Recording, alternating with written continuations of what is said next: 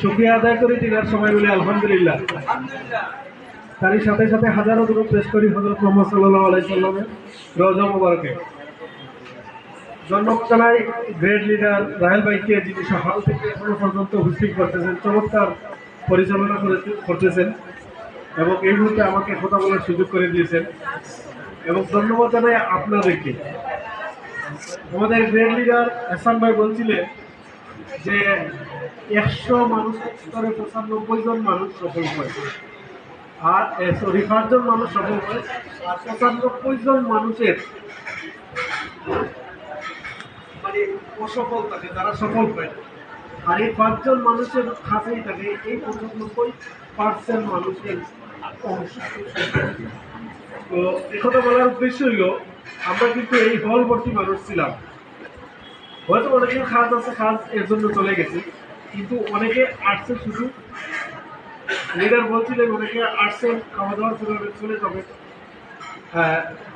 সেই ওনার কথা বলতে যেভাবে কথা বলছেন এখানে, কারণ হল ভর্তি মানুষ, এখন আমরা কিছু সংখ্যক মানুষ আছে। তো আমার কথা হচ্ছে শেষ পর্যন্ত যারা থাকে তারাই সফল হয়, এটা আমি সম্পূর্ণ বলি। আর যাদের ধৈর্য শক্তি আছে তারাই সফল হয়, অন্ততপক্ষে এই ডিএক্সএল সিস্টেম থেকে।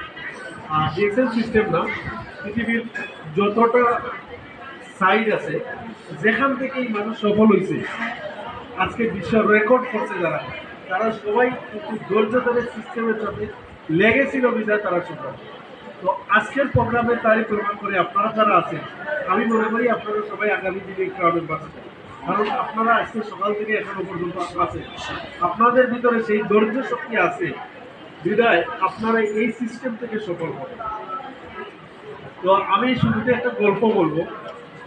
গল্পটা হচ্ছে আমার এমন, আমরা অনেকেই মনে করি যে আমার দ্বারা হবে না, আমি শিক্ষিত না, আমি পারবো না, অমুক লিডারে হয়তো আগে জয়েন করছে, উনি সফল হয়ে গেছে, আমি এখন মানুষ পাবো না, এইরকম মনোভাব আমাদের ভিতরে থাকে। তো এই ধরনের মনোভাব তাদের ভিতরে, তাদের জন্য আমার এই গল্পটা হচ্ছে এবং হয়তো আমার এই গল্পটা হয়তো আরেকটা কেউ শুনতেও পারেন। আমি প্রায় সময়ই এই গল্পটা বলি। এই গল্পটা বলার উদ্দেশ্য হলো, এই গল্পটা থেকে আমি নিজে মোটিভেট হই। এই গল্পটা যখন আমি হতাশ হই, তখন কিন্তু এই গল্পটা আমি বলেই বলি। এগুলো এই মুহূর্তে বলার উদ্দেশ্য যে আমার গল্পটা হচ্ছে এমন, একটা ছেলে গ্রামের বাড়ি থেকে শহরে আসে। যেমনটা আমাদের গ্রেট লিডার এহসান হায়দার স্যার, তিনি কিন্তু গ্রামের বাড়ি থেকে শহরে আসছেন ওনার লাইফটাকে সেটেল করার জন্য।